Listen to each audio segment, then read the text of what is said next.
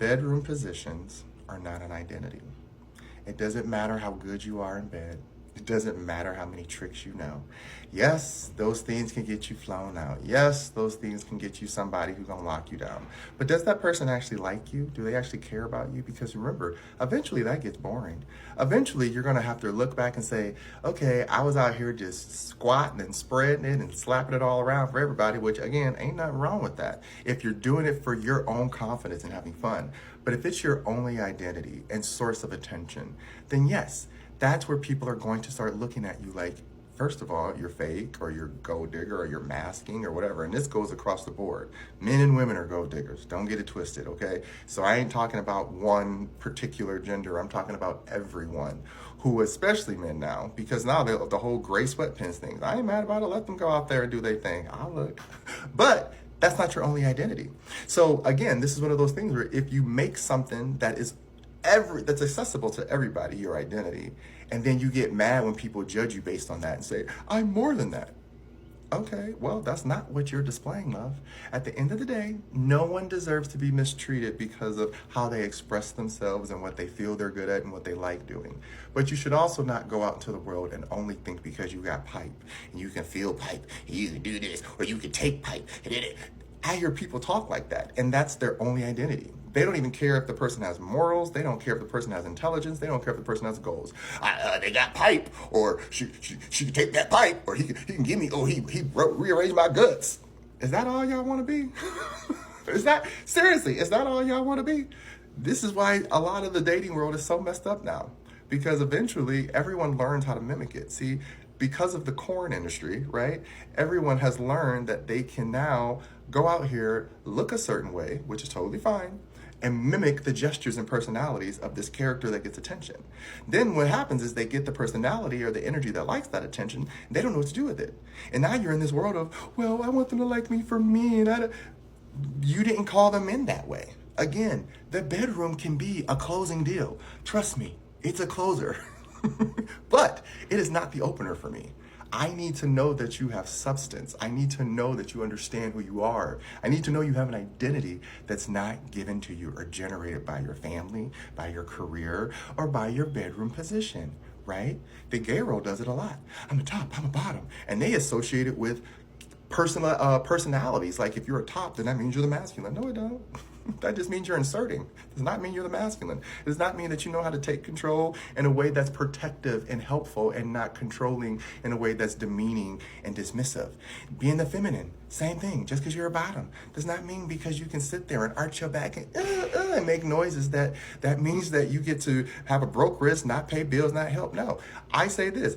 You can do whatever you want with your partner, but those positions are not the reason that you're getting it. They're doing it because they care about you and they want a balanced partnership. If someone wants to take care of you financially that way, so be it. But that's the transaction. You get it? If you're going to only be transactionary, where your body and your parts are the only thing that's getting you to stay with this person, and that person is only with you because of their finances or whatever, that's a transaction, and that's okay. That's what we call like arranged marriages, basically, because it's for legacy. It's for building more wealth for the family or extending the family, right? Love marriages, that's what most people want, but they don't know how to maintain them, because when you lose it all or you don't have it all, what are you to each other besides your body parts, right? You have to know how to communicate. You have to know how to express yourself. You have to know how to work through stuff. If anything I've learned from this Love Island, the new one, USA, is they've done an immaculate job at picking the people that I feel stood out the best. I'm not saying that they knew what they were doing. I think they did pick them based on looks. But lo and behold, some of these people actually have emotional intelligence.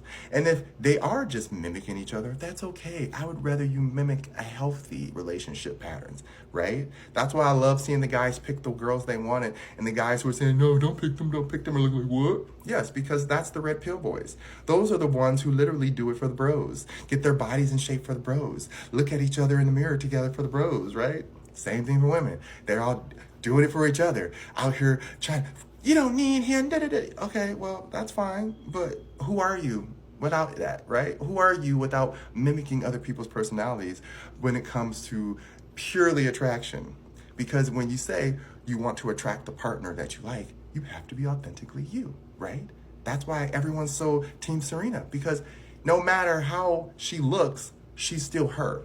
She's not trying to change her morals for the show or for the people she's attracted to, because she's like, oh, this guy's attracted to me. Let me become the thing he wants. That's what those Casa girls are, right? Well, this is what he wants. Let me give it to him. And then I got him trapped. And then I'm gonna act cute, pretend, and mask. And that doesn't work. That's you trying to use bedroom power as a way to identify who you are.